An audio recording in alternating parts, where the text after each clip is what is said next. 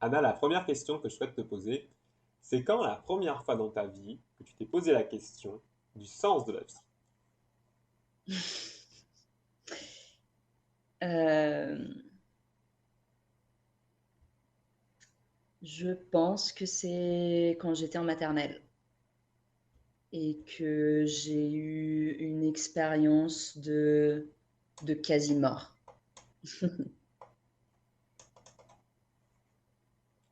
Cette expérience de quasi-mort, euh, est-ce que tu pourrais m'en parler un petit peu? Comment ça s'est, dans le contexte, dans quel contexte ça s'est Euh, déroulé?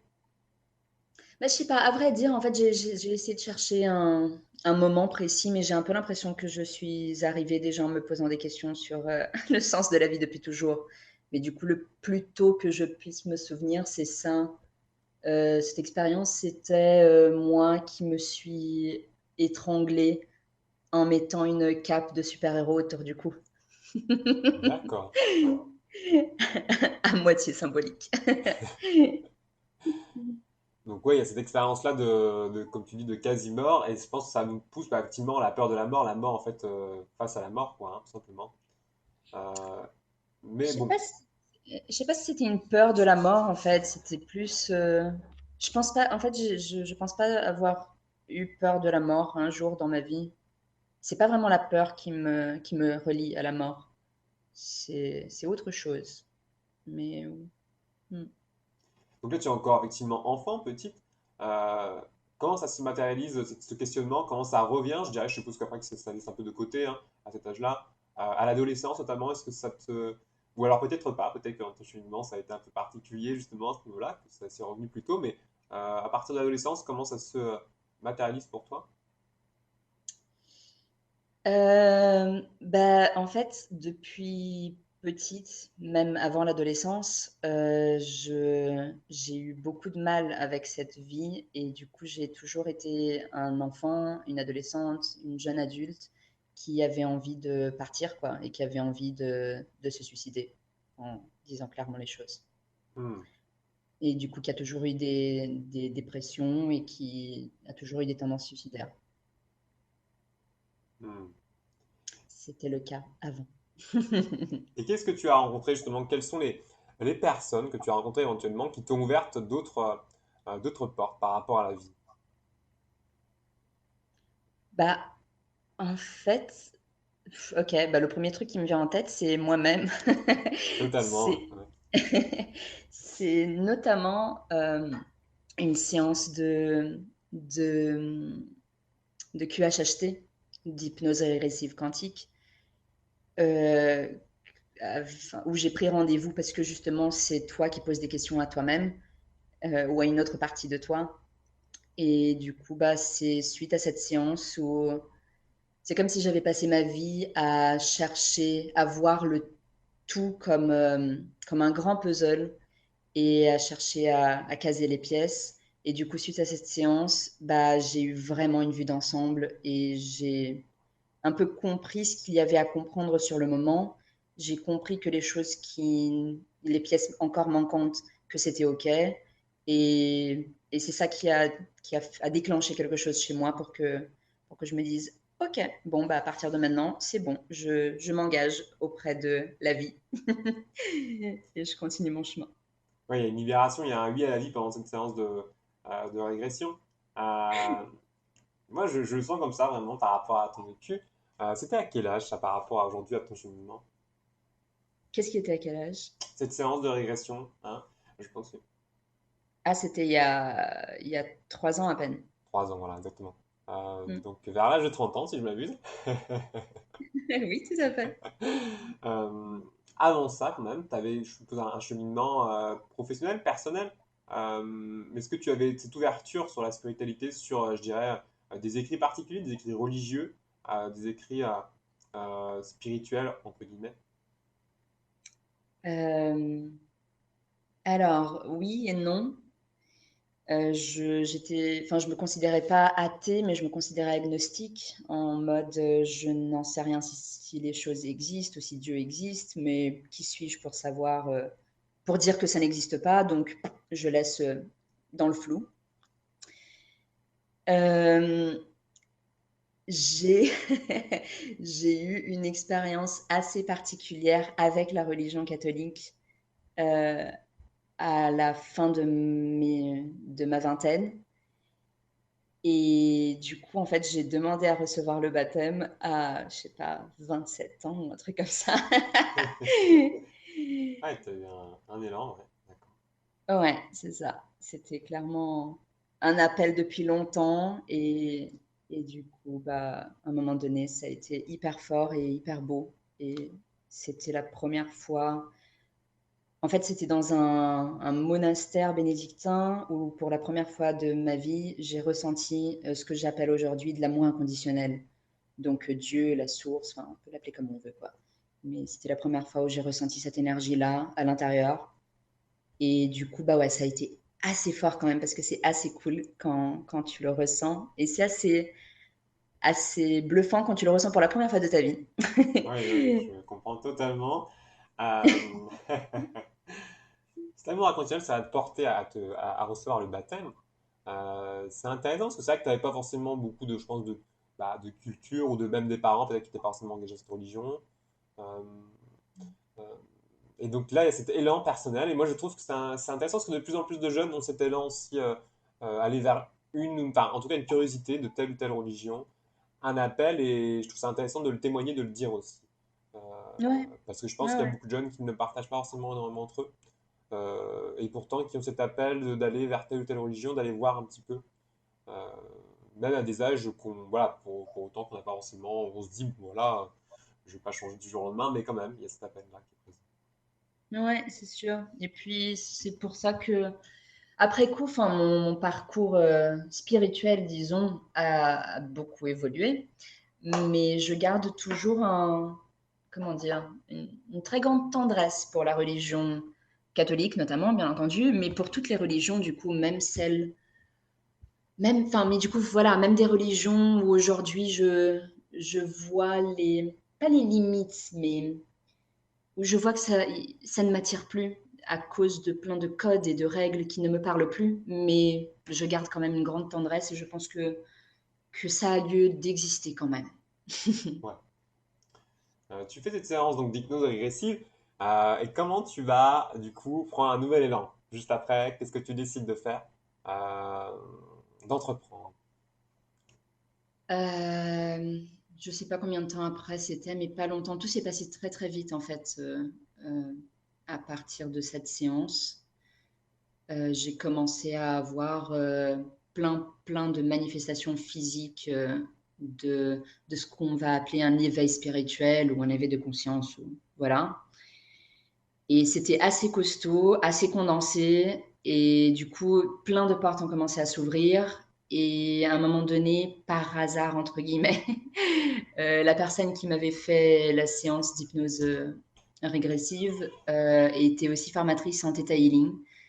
Et je n'avais jamais entendu parler de ça, mais je me suis dit qu'il y avait un truc qui avait accroché avec elle. Et donc, je suis partie à Paris. J'habitais à la campagne en Bretagne à ce moment-là. Et je suis partie à Paris pour faire cette formation. Et c'est pendant cette formation où, dès le premier jour, tout ce qui était dit, c'était comme si ça reconnectait plein de trucs. C'est comme si une partie de moi était là à gueuler, mais oui, ça fait des années que j'attends qu'on entende ça. Et voilà, tu as toujours su ça. Donc, ok, maintenant, réécoute-le du coup et applique-le. Et du coup, je me suis lancée en tant que praticienne très peu de temps après. Ouais, tu as senti vraiment l'appel à directement vouloir transmettre par rapport à ça, que c'était toi en fait qui t'habitais, quoi. Et à vouloir Ouais. transmettre cette technique de Theta Healing. Alors, est-ce que tu pourrais pour les auditeurs expliquer un peu qu'est-ce que c'est le Theta Healing, comment ça se passe au niveau pratique? Le TT Healing, c'est une thérapie énergétique qui passe par la parole. Alors, ça dépend beaucoup des praticiens et des praticiennes, comme un peu pour toutes les techniques, j'imagine ou j'espère. Euh, Avec moi, en tout cas, ça passe beaucoup par la parole. Et moi, mon gros kiff, disons, c'est de redonner, refaire voir à la personne la lumière qu'elle a à l'intérieur d'elle, lui redonner son pouvoir, en fait. Et du coup, pour faire ça, moi, je pose des questions. Donc, Theta Healing, genre pour faire rester cadré. Donc, Theta, c'est des ondes cérébrales dans lesquelles on est quand on est dans un état de conscience modifié, un peu similaire à de l'hypnose, mais un état de conscience modifié dans lequel on est plusieurs fois dans la journée, juste avant de t'endormir, à ton réveil ou quand tu es en train de un peu, un peu rêvasser, on va dire. Et c'est un état de conscience qui permet une malléabilité de ton cerveau très très intéressante et permet d'apporter des changements de façon très rapide et très fluide, très facile. Et du coup, pendant une séance de Theta Healing, moi, je vais poser des questions. Je me place un peu en tant qu'une guide pour que la personne trouve elle-même ses réponses. Donc, je vais poser des questions et le petit jeu avec la personne, c'est qu'elle réponde la première chose qui lui passe par la tête, sans aucun jugement, même si le truc qui lui passe par la tête, théoriquement, n'a aucun sens avec la question qui a été posée.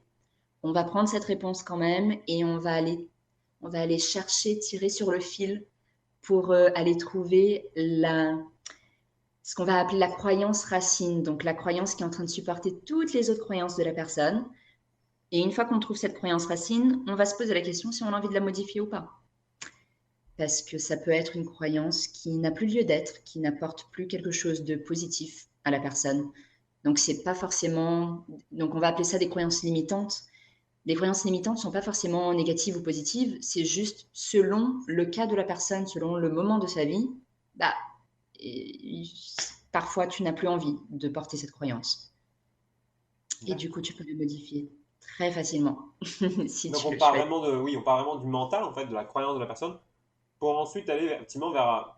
Tu révèles, toi, à ce moment-là, la croyance, tu mets en lumière par rapport au schéma de construction.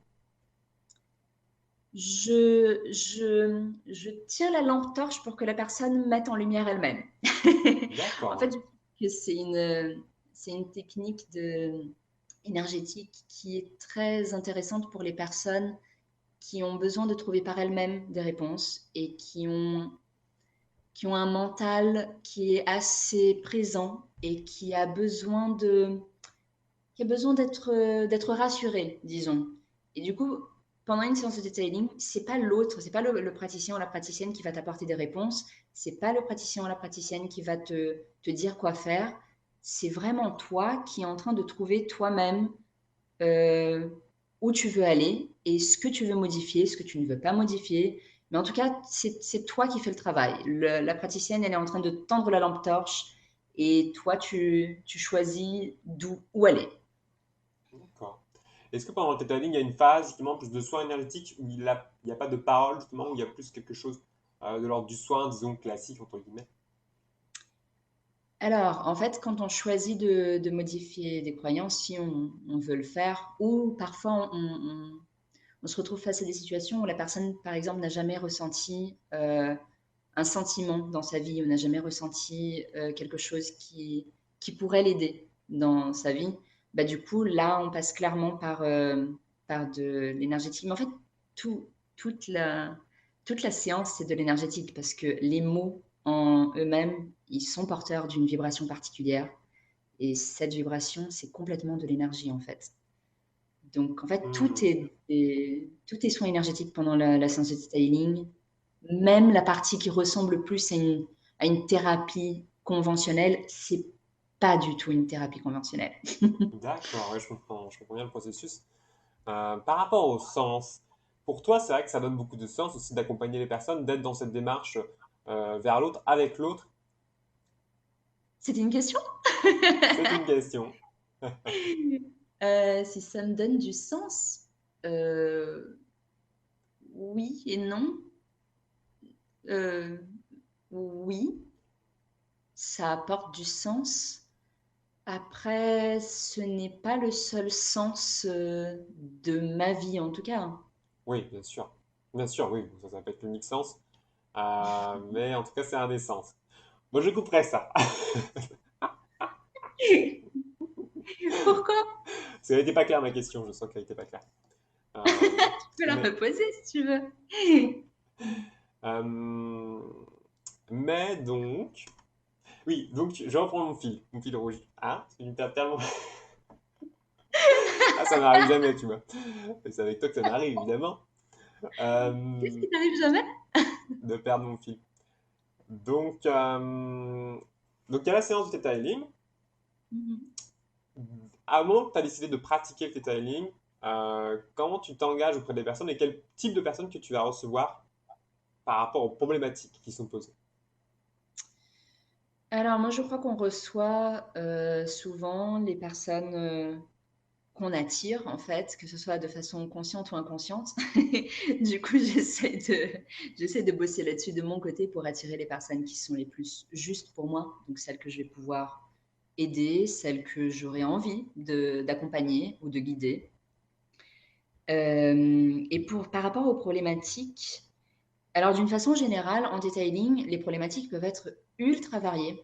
Ça peut aller de quelque chose de très terre à terre, de un changement comportemental en fait, tout simplement, de cette vie-ci et très concret, très palpable, jusqu'à des trucs hyper perchés, comme j'aime bien dire. Mais perché pour moi est quelque chose de très positif. Et ouais, ça peut vraiment aller très, très, très loin. En fait, en detailing, le truc que j'aime beaucoup, c'est qu'il n'y a aucune limite théorique. Les seules limites qui existent, c'est les limites qui sont posées par les personnes pendant la séance. Donc, ce seraient les limites posées par la praticienne et par la personne qui vient me voir. Et si la personne qui vient me voir a envie de faire sauter les limites, on a des outils en detailing pour faire sauter les limites aussi. Donc en fait, il n'y a pas de limite. Ça peut aller vraiment, ça prend tout le spectre de l'existence si on a envie. D'accord. Oui, un peu la même façon de l'hypnose agressive. Tu parles d'hypnose agressive. J'ai l'impression Mm. qu'un peu la même façon, on ne se donne pas de limite dans ce qui peut apparaître, ce qui peut finalement se dévoiler pour la personne. C'est ça. Je suis en train de me former à l'hypnose agressive aussi. Et dans ce cadre, justement, est-ce que toi, tu as rencontré des concepts tels que le concept de mémoire, de vie antérieure, de karma? Est-ce que tout ça, ce sont des choses qui sont pour toi vérifiées ou vérifiables, en tout cas pendant les séances? Vérifié ou vérifiable?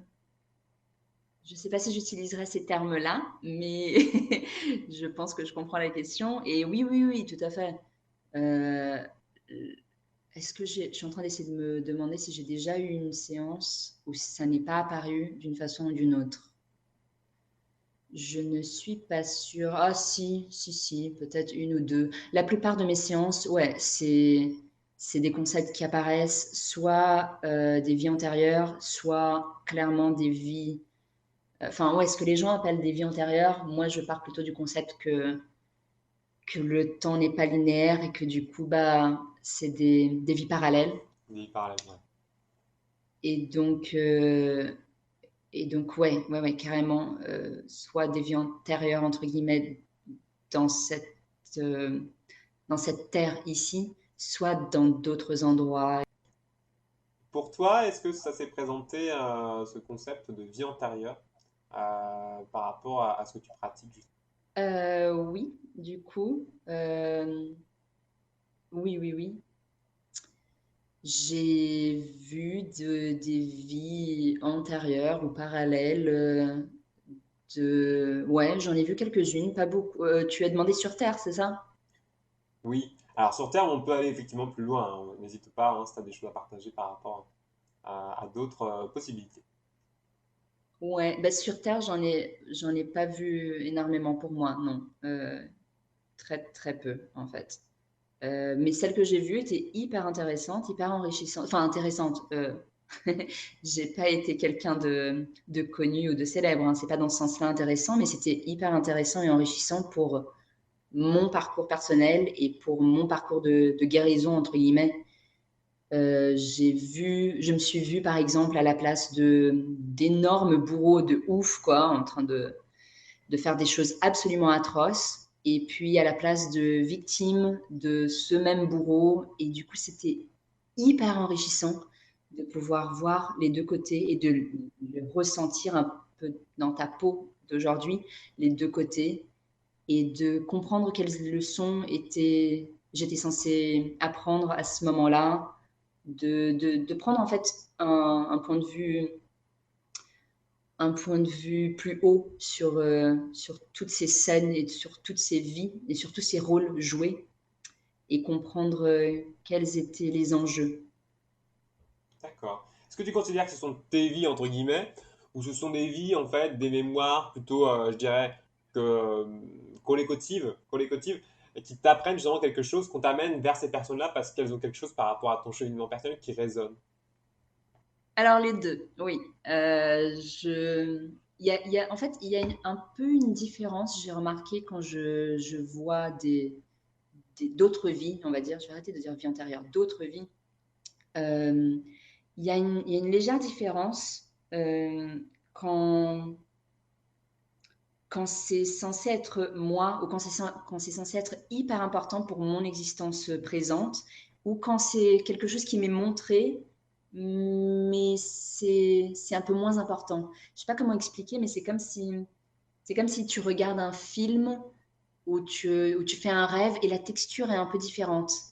Euh, ouais, je sais pas comment expliquer mieux que la texture. C'est comme si la texture était un peu différente. Et du coup, parfois, c'est des moments où je vais vraiment avoir l'impression que c'était moi qui était en train de vivre ça, et d'autres moments un peu moins. Mais en fait, pour répondre complètement à ta question, que ce soit les moments où c'était moi, entre guillemets, ou pas, pour moi, ça se rejoint vachement tout ça. Parce que le côté, genre, on est des êtres séparés, il est très lointain dans mon schéma de croyance, en Ouais, fait. ouais, ouais. Je partage totalement ce que tu dis. Moi, c'est vrai que dans mon cheminement aussi, plus j'ai avancé dans mes expériences, mes réflexions, moins je pouvais m'identifier finalement à ce que j'avais perçu et vu, et plus j'avais la sensation que ça appartenait davantage à tout le monde en fait, hein. On était C'est tous ça, porteurs de ça, mais que je rencontrais une partie du tout, quoi. c'est ça. Auquel je pouvais m'identifier si je le voulais, mais c'était pas finalement, voilà, pour moi c'était pas juste en fait. Au bout d'un moment, je me suis rendu compte que c'est pas juste de s'identifier. On peut pas parler de ses vies antérieures, de ses réalisations antérieures. C'est plus effectivement une expérience hein, qui fait partie de notre mémoire, en fait, je pense, moi je le vois plus comme ça, et que l'on Mm. ramène et qu'on réactualise ici, au moment Ouais, présent. Ouais. c'est exactement ça. Et du coup, oui, quand je disais par rapport parfois la texture est un peu différente, il y a des moments où j'ai l'impression que c'était des choses que je voyais et qui étaient un peu plus, la leçon à apprendre peut-être a été un peu plus enrichissante pour le moment présent. Et du coup, c'est pour ça que je le voyais d'une façon un peu plus nette, un peu plus claire, un peu plus palpable, quoi. Et d'autres moments, c'était juste, bah tiens, regarde, il y a ça qui s'est passé. C'est important, mais pas tant, t'inquiète pas. D'accord. Tu parlais d'autres formes de pensée. Est-ce que tu peux me dire ce que c'est une forme de pensée? Une forme pensée, ce que c'est euh... J'ai envie de te redonner la question. Que serait pour toi une forme pensée? Pour moi, une forme de pensée, ce serait une matrice simplement, hein, une matrice de réalité. Euh, mais quand je me connecte à ce que tu dis là, tout de suite, je perçois la limite des mots de ce que je vais dire. Tu Mais perçois les mots. comment? Tu as dit quoi, pardon? Quand je me connecte à ce que tu dis là, pour t'expliquer ce que je ressens, je ressens la limite des mots. Parce qu'effectivement, une matrice, ça va être une matrice, une forme de un monde, une réalité, quoi. Un monde, une réalité, une dimension, encore que c'est un concept aussi, mais ça va être, disons, un espace d'expérience. Ça va résumer largement l'espace d'expérience. Euh, Expérience, mais j'aime c'était bien. pas ma question, en fait. C'était quoi ta question? Anna, Mais, parle-moi d'amour, s'il te plaît. mais oui, enfin, je. Euh, Anna, est-ce que toi, tu as vécu des expériences ou des perceptions où tu as pu, en tout cas, percevoir ou revivre des choses par rapport à, voilà, à d'autres espaces, d'autres, on peut dire, dimensions, ou peut-être d'autres planètes, je ne sais pas. Alors, oui, tout à fait. Et, et c'est effectivement très intéressant d'en parler. Parce que je pense qu'il ne faut pas se mettre de limites, en fait. Euh, les premières fois où j'ai vécu ce genre d'expérience, j'étais justement dans la fameuse séance d'hypnose régressive et, et on me demandait ce que je voyais, et du coup, je commençais à me voir, parce qu'en séance d'hypnose, on demande par exemple de regarder tes mains pour voir à quoi elles ressemblent. Et du coup, quand je regardais mes mains, je voyais que c'était pas du tout des mains humaines, mais alors pas du tout. Et du coup, les séances d'hypnose régressive, elles sont enregistrées. Du coup, quand je réentends l'enregistrement, il y a moi qui suis là en train de me dire, mais non, mais c'est pas possible, mais ça n'existe pas. Et en fait, j'entends la voix de la personne qui était en train de guider la séance, en train de dire d'une façon très douce, ça peut exister, c'est ok, dis-moi ce que tu vois. Et du coup, je décris et j'arrête pas de me remettre en question et de dire, non, mais je vois ça, mais non, mais ça peut pas. Ça, par contre, ça peut pas.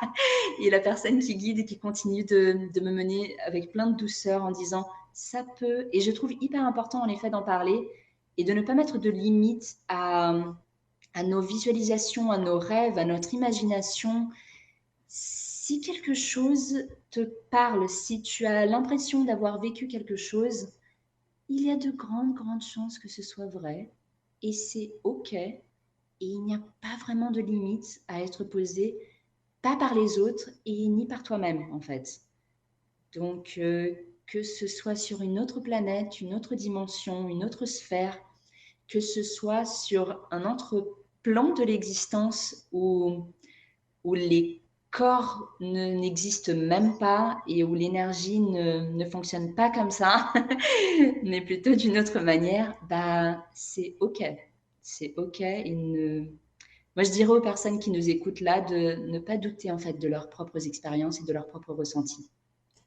Tu évoques un point important, c'est l'écoute, hein, l'écoute attentive des personnes en tant que thérapeute.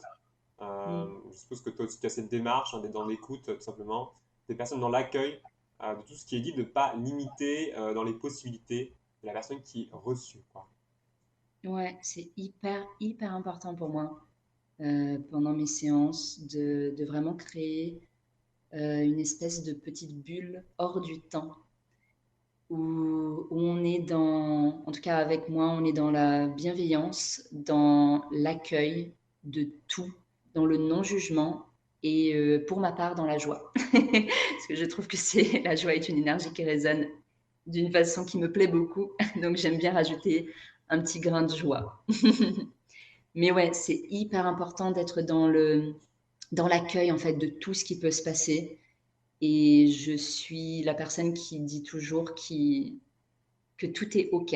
C'est ni bien ni pas bien, c'est juste OK. Et on prend, on accueille et on regarde et on voit ce qu'on veut en faire.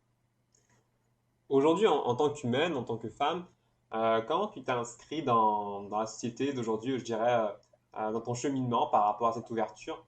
Euh, Comment tu vois justement cette société? Alors, tu as dit en tant qu'humaine, en tant que femme, du coup, bah, j'ai un engagement féministe déjà, parmi d'autres engagements sociaux de la vie d'aujourd'hui, très terre à terre. Et comment je vois la société aujourd'hui?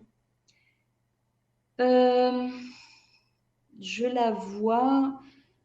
En fait, moi, je suis quelqu'un qui essaie toujours de concentrer mon énergie et mon attention vers ce qui est plutôt plaisant. Enfin, pas plaisant, c'est pas le bon terme, mais ce que moi je considère avec ma subjectivité qui va bien.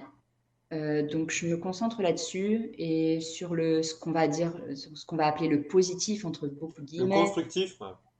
Voilà. Tout ça est très subjectif, bien entendu, mais du coup, voilà, de mon point de vue, je me concentre sur ce que moi je considère positif, bien, constructif. Mais ce n'est pas sans voir du coup le tout. Je vois le global aussi, bien entendu. Je suis au courant de tout ce qui est en train de se passer, d'un côté et de l'autre, et des deux côtés du coup aussi. Enfin, des deux côtés. Parce que du coup, quand on dit d'un côté et de l'autre, c'est comme s'il y avait genre une espèce de dualité, et c'est pas vraiment comme ça que je vois les choses la plupart du temps. Moi, je vois un peu comme ces espèces de deux côtés, entre guillemets, complètement intégrés et interliés. Du coup, bah, ouais, je sais pas si ça a répondu à la question, mais voilà. Tu parlais d'engagements sociaux et féministes. Est-ce que tu pourrais euh, développer un petit peu tes valeurs par rapport à ces engagements. Euh, Qu'est-ce que c'est pour toi le féminisme? Qu'est-ce que pour moi le féminisme? C'est considérer que les personnes sont égales. D'accord. Ça peut s'arrêter là. Et j'ai bien choisi les mots, les personnes. Ah ouais, t'as répondu direct, là, boum! Quoi? Euh, Pourquoi? Elle coupe le truc. Là, Comment ça je coupe le truc? parce que tu sais, il y a des gens qui développent pendant 3 quarts d'heure, moi je suis là, je vais juste à écouter. Et là, toi, tu fais une réponse en 4 mots, je fais oh non, mais casse, qu'elle fait. Mais Non, mais au moins, c'est une réponse voilà, qui est claire, quoi. c'est parce Euh, que je pourrais développer pendant trois quarts d'heure, mais justement, ce serait pendant trois quarts d'heure et ce serait même pas une vue d'ensemble. En fait, je me sentirais pas à même de définir ce qu'est le féminisme parce que le féminisme n'existe pas de mon point de vue. C'est les féminismes. C'est très pluriel et très varié. Et du coup, je ne me sens pas de le définir parce que je suis une toute petite partie de ces féminismes. Du coup, j'ai préféré donner une réponse hyper condensée qui me semblait la plus ouverte possible. d'accord. Là, tu es en pleine évolution dans tes pratiques. J'ai vu notamment sur ton site internet que tu mettais en avant les dragons Oui. de plus en plus. Alors, est-ce que tu pourrais nous parler de cette figure, considère, c'est vrai, comme mythologique hein, ou légendaire, euh, qui d'ailleurs sont présentes un peu partout sur la planète de différentes manières, et pas toujours avec les mêmes représentations, les mêmes codes. Qu'est-ce que c'est pour toi cette figure du dragon? Euh, déjà, c'est quelque chose qui est venu dans ma vie sans vraiment que j'ai essayé d'aller le chercher. Disons que c'est venu sans que je le cherche. J'étais pas la personne. Je sais qu'il y a des personnes qui sont hyper attirées par les dragons depuis toujours, qui lisent des trucs de science-fiction pour les dragons, qui ont des figurines de dragons. C'était pas du tout mon cas, ça n'a jamais été. J'ai jamais eu rien contre les dragons, ni tout ce qui est serpent, etc. Mais c'était pas quelque chose qui m'attirait plus que ça. Mais, mais du coup, ouais, depuis disons, ouais, 3 ans, ça a commencé à venir dans ma vie. La première rencontre avec un dragon était très claire, très évidente. Mais c'était par la suite, en écoutant d'autres personnes en parler, que je me suis dit, ah tiens, je ne suis pas folle, ça peut exister. C'est un truc, en tout cas, que d'autres personnes perçoivent aussi ou ressentent aussi. Ok, soit. Et en fait, depuis quelques temps, ça devient de plus en plus présent et l'appel des dragons se fait de plus en plus présent dans ma vie et pas que dans ma vie d'ailleurs. J'ai l'impression que c'est un truc qui arrive à pas mal de personnes en ce moment. Et pour moi, je laisse très ouvert en fait aux personnes qui viendraient me voir pour parler dragons. Je laisserai ça très très ouvert parce que pour moi, on peut les voir comme des êtres énergétiques à part entière qui existent et qui sont réels et qui ont une propre forme de conscience. D'ailleurs, pas une forme de conscience, mais euh, ou on peut le regarder aussi, si on a envie, juste comme un archétype et comme une symbolique. D'après ce que j'ai compris, ça n'a aucune différence. Tant que la personne se reconnecte avec cette partie d'elle, il n'y a aucun souci qu'elle croit que ça existe ou qu'elle voit le dragon devant elle ou qu'elle l'imagine en tant qu'un archétype ou un symbole. C'est égal. En fait, Oui. pour eux, c'est égal. Oui. Je suis sûr qu'on a une culture, je pense, en France, tu me diras si tu es d'accord ou pas. Une culture française, c'est vrai, qui est très. On se met beaucoup de barrières au niveau de notre imagination. C'est-à-dire que on est dans le pays de Descartes, hein, le pays des Cartésiens, mais on se met quand même beaucoup de blocages dans notre imaginaire. Hein. C'est-à-dire que même ce qui pourrait être de l'imaginaire, on a la sensation qu'il y a une sorte de, oui, on se réfrène, si je puis dire. Tandis que quand on va dans les cultures plutôt anglo-saxonnes, on va avoir tendance à être un petit peu, voilà, quitte à être un petit peu trash, un petit peu original, on n'a pas peur en fait on n'a pas peur de se tromper, de faire des choses un peu loufoques. Et ça donne aussi, je pense, moi, des expériences, ça donne aussi une ouverture, hein, qui peut partir parfois un peu dans tous les sens, mais aussi ouvrir d'autres possibilités. Tu parlais de la joie, bah, la joie c'est un petit peu aussi dans l'imaginaire, on ne peut pas être toujours dans le côté très carré. Il faut qu'il y ait un petit peu de rond. Euh, Comment toi j'ai l'impression, moi, en tout cas, qu'aujourd'hui on évolue un peu dans cette mentalité, qu'il y a des personnes comme toi qui ramènent justement un petit peu ce côté, on élargit les possibilités. Ça ne veut pas dire qu'on ne peut pas être effectivement, je dirais, très collé au réel aussi à la matière, mais on peut aussi dire que l'imaginaire fait partie de la vie simplement. Et on peut ouvrir, hein, et en plus avec des intérêts thérapeutiques réels. Ouais, ouais, ouais, c'est sûr. Bah, la première fois que j'ai entendu quelqu'un me dire que ça n'avait aucune importance si c'était l'imagination ou si c'était une visualisation réelle ou un vrai vécu d'une autre dimension, bah, je me suis dit, mais oui, en fait, bah, ça n'a aucune importance. Le tout est qu'est-ce que moi j'ai vu ou qu'est-ce que moi je suis en train d'imaginer et qu'est-ce que ça apporte aujourd'hui, maintenant, quelle est la leçon, quel est le message.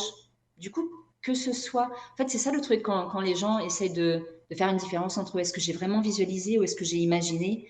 Tu leur dis, mais c'est pas grave. Ride with it. Vas-y, plonge. C'est pas grave. Que ce soit imaginaire, que ce soit visualisé. Au fond, c'est pas très différent l'un de l'autre, en fait. De mon point de vue, en tout cas. D'accord, oui. On dit pas très différent, c'est-à-dire que l'imaginaire et la réalité parfois se rejoignent, c'est ça que tu voulais dire. Ouais, tout à fait. Et oui, oui, disons.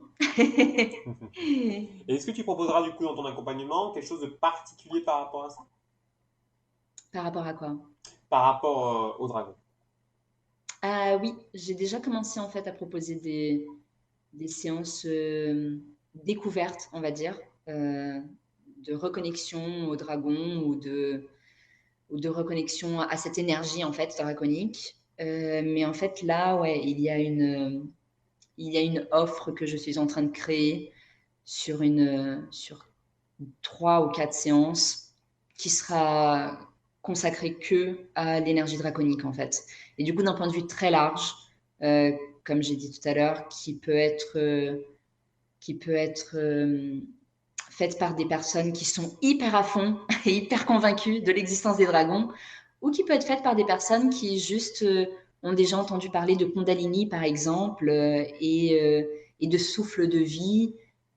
Et en fait, tout ça, c'est de l'énergie draconique, en fait. Hmm. Euh, Tu vois que la Kundalini, c'est vrai qu'on entend beaucoup parler depuis quelques années. Qu'est-ce que c'est pour toi? Qu'est-ce que c'est pour moi? Tu poses des questions hyper intéressantes, n'est-ce pas? Ou ça mériterait genre tout un bouquin écrit dessus. D'après ton Euh, expérience. comment? D'après ton expérience. Ah, ok, d'après mon expérience, je vais te répondre une réponse comme celle du féminisme. Alors. Totalement, vas-y. Bah pour moi,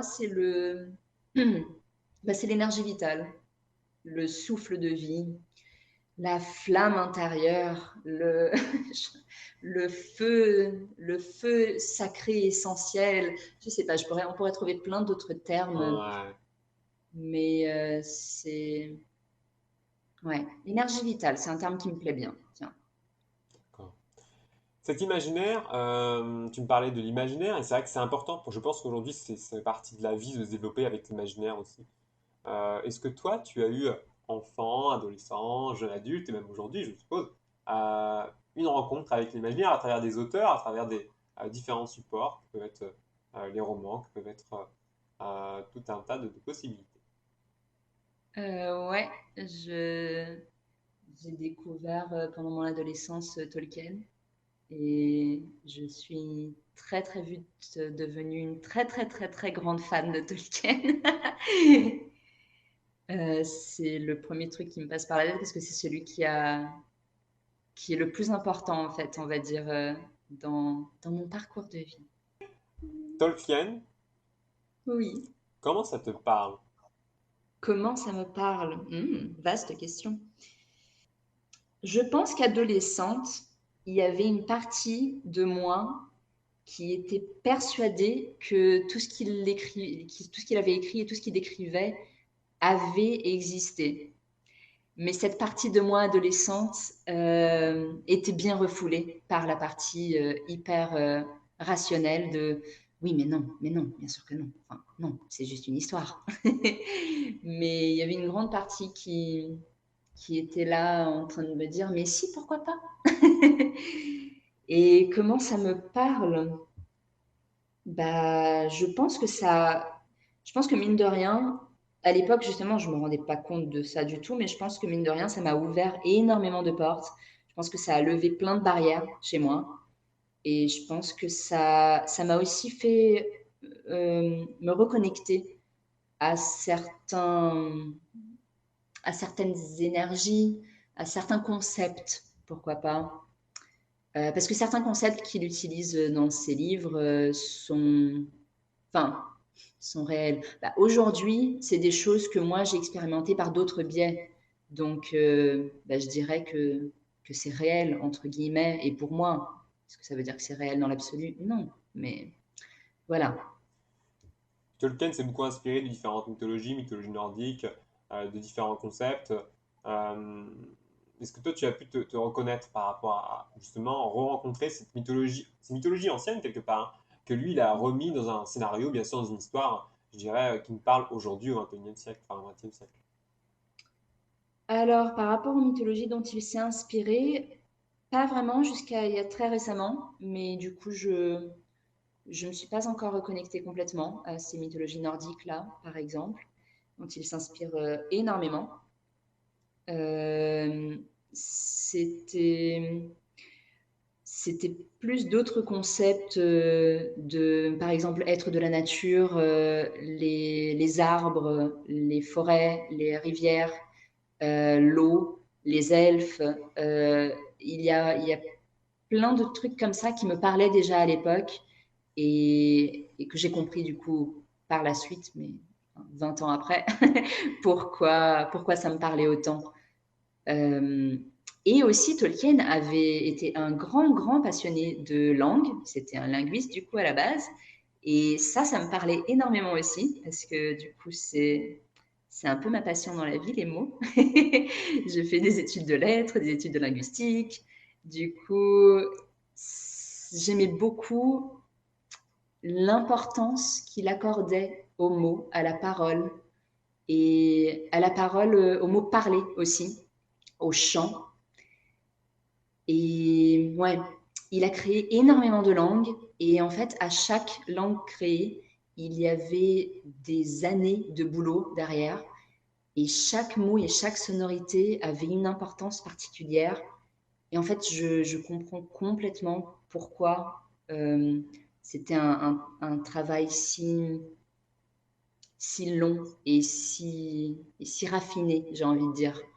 Parce que, bah oui, aujourd'hui, dans ma compréhension des choses et de la langue, les mots ont une énorme importance et chaque sonorité est, est porteuse d'une vibration particulière qui sont très intéressantes. Il y a des milliers de langues sur Terre. On a eu souvent tendance à présenter cette diversité à la fois comme une richesse, comme quelque chose effectivement qui apporte, et en même temps comme une limite, hein, effectivement, une limite à communiquer entre les êtres humains, à se comprendre. Et on a vu parfois effectivement des pays, des États s'identifier par rapport aux autres, se différencier par rapport aux autres en fonction de leur langue, mais d'autres cas, effectivement, où des ethnies ont pu se rassembler autour d'une langue commune et des langues particulières. Je pense à la Tanzanie, par exemple, où il y a un rassemblement, hein, de différentes ethnies autour du Swahili, et qui permet cette fraternité en fait, entre différentes ethnies.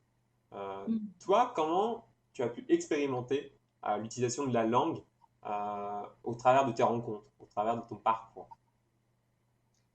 Bah, déjà, en fait, je parle beaucoup de langues et je pense que ça a énormément façonné ma façon de voir le monde. Euh, en fait, je suis brésilienne, donc ma langue maternelle, c'est le portugais. Et très petite, j'étais dans une école française au Brésil, donc très petite, j'ai appris le français. Donc en fait, c'est une langue que j'ai même pas apprise en vrai. Enfin, je me souviens pas en tout cas de l'apprendre.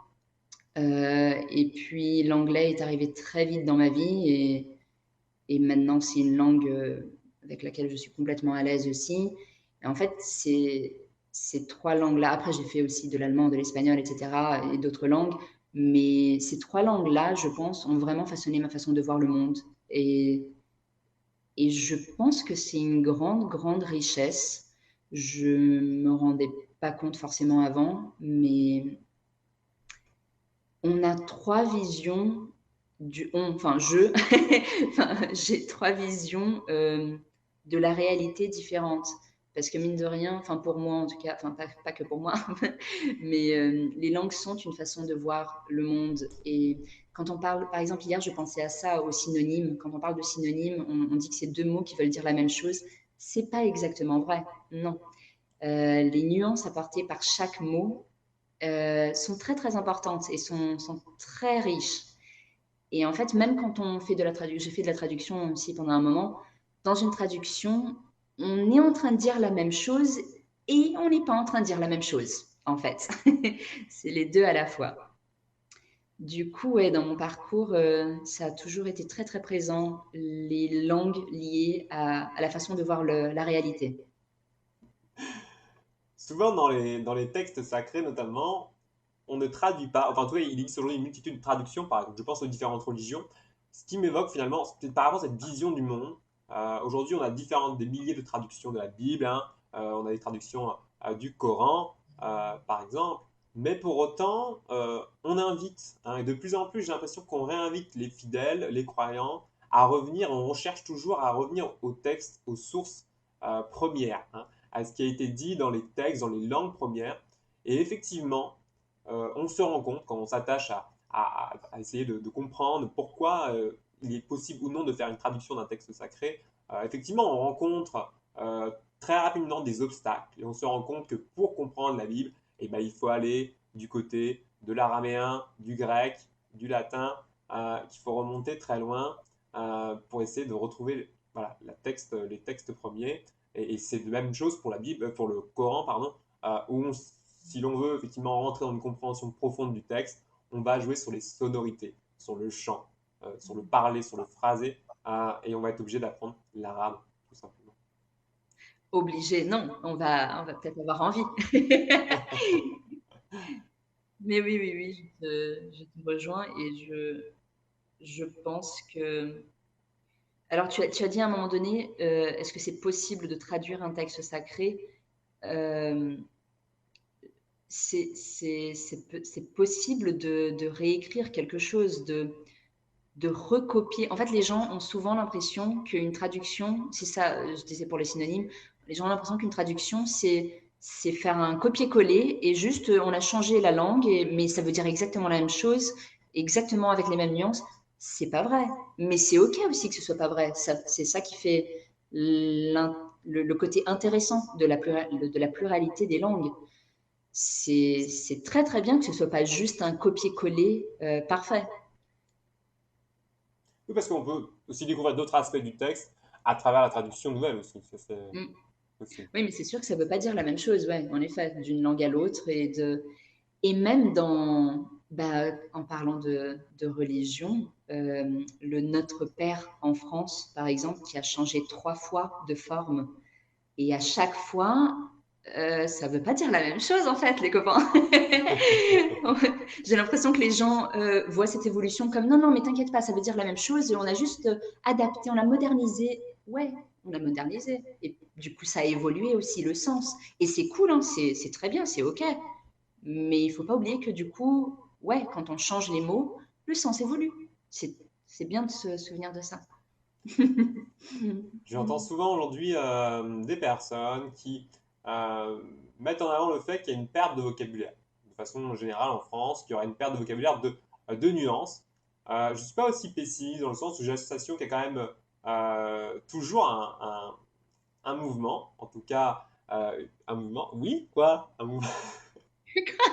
Non mais attends, on ne voit pas. Si, tu vas mettre la caméra aussi. Non.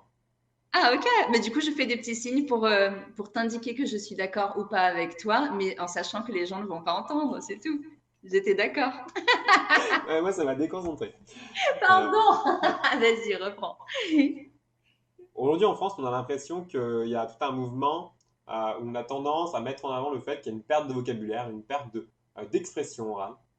Et c'est vrai qu'on rencontre souvent des personnes qui ont finalement du mal à exprimer leurs sentiments, leurs émotions dans une variété, dans une précision, où on atteint rapidement ses limites. Pour autant, moi j'ai l'impression qu'il y a quand même aujourd'hui toute une génération qui a envie de continuer, hein. On voit que la vente des livres notamment ne cesse pas d'augmenter en France, qui a envie de... Voilà, parce que souvent le livre, la lecture, c'est une façon d'apprendre aussi une diversité de mots, de rencontrer des textes, des genres différents, et donc de se cultiver, tout simplement. Euh, Qu'en penses-tu toi, par rapport à cette évolution? J'en pense deux trucs distincts. D'une part, je suis comme toi pas du tout pessimiste quant à l'évolution de la langue. Je fais partie des... Je ne suis pas linguiste, mais je me mets du côté des linguistes qui défendent que la langue a toujours été et est censée être en évolution constante, et que de rester figé sur une espèce de langue correcte et très enrichie, c'est ne pas comprendre en fait l'évolution de la langue depuis toujours. Parce que si on prend d'un point de vue historique, ça n'a aucun sens d'essayer de rester figé, en fait. Mais vraiment aucun sens. Du coup, je ne suis pas du tout pessimiste et je trouve que la langue, elle est justement faite, c'est de l'énergie et c'est fait pour évoluer, pour vibrer, pour avancer avec les les nouvelles réalités qui se présentent à nous. Et du coup, pour moi, la langue à la fois suit la réalité qui est construite et construit la réalité qu'on veut voir. Donc c'est un petit jeu très intéressant. Et ah oui, et tu as aussi parlé de langue pour exprimer ses émotions. Là, je pense qu'on rentre dans une autre sphère où on, comment dire, c'est comme si on était un peu analphabète par rapport à nos émotions. Je trouve que d'un point de vue sociétal, on ne nous apprend pas à exprimer nos émotions. On ne nous apprend même pas ce que sont des émotions. On ne nous apprend pas à les ressentir et on ne nous apprend pas à les exprimer. On ne nous dit pas si c'est OK ou pas de les exprimer. Ou parfois on dit que c'est OK d'en exprimer certaines, pas d'autres. D'autres doivent être refoulées. Du coup, je trouve que d'un point de vue émotionnel, la langue a une grande part. Hum, Souvent, par exemple, en séance, avec quelqu'un, je vais commencer un pas avant de partir sur la verbalisation de l'émotion. Je commence par demander à la personne où est-ce qu'elle est en train de ressentir l'émotion dans son corps. Parce que souvent, on est très, très déconnecté. Vu qu'on est déconnecté des émotions, on est très déconnecté de notre corps aussi, de notre chair, de notre matière incarnée. Et que les émotions sont enfin, du coup, là, je pars sur une tangente, mais sont un cadeau énorme de cette existence-là. C'est très, très intéressant de ressentir des émotions de, d'un point de vue d'un être incarné. C'est quelque chose qui est assez rare d'un point de vue de l'univers, on va dire. Et du coup, c'est très, très important pour moi de remettre l'émotion dans notre corps. Donc moi, je commence souvent par demander à la personne où est-ce qu'elle ressent l'émotion dans son corps. Et souvent, c'est des trucs c'est des questions qu'on ne s'est jamais posées. Et du coup, on n'est même pas ouvert à se poser la question, genre, ah, attends, bah, je sais pas. Est-ce que c'est au niveau des jambes? Est-ce que c'est au niveau du ventre? Est-ce que c'est au niveau de mon cou? Est-ce que c'est tendu? Est-ce que c'est lourd? Est-ce que c'est léger? Est-ce que c'est chaud, froid? Est-ce que ça fait des picotements ou pas? Qu'est-ce que tu ressens? Où est-ce que tu ressens cette émotion et comment tu la ressens? Et c'est en passant par cette incarnation matérielle de l'émotion que je passe à la verbalisation, du coup, j'essaie de mettre des mots dessus. Hmm. Aujourd'hui, Anna, quels seraient tes projets et tes espérances? Mes projets à court, moyen ou long terme? Comme tu le ressens. Je veux dire, s'il y en a Je beaucoup, c'est sûr que... bah oui, bien sûr que j'en ai beaucoup. Ah, voilà. Non, non, j'ai beaucoup, beaucoup de projets et et beaucoup, beaucoup d'espérance. J'aime bien ce mot. Hem, mais du coup, en essayant de faire un résumé global, mon projet global est vraiment celui de de voir les gens autour de moi se rappeler de qui ils et elles sont vraiment.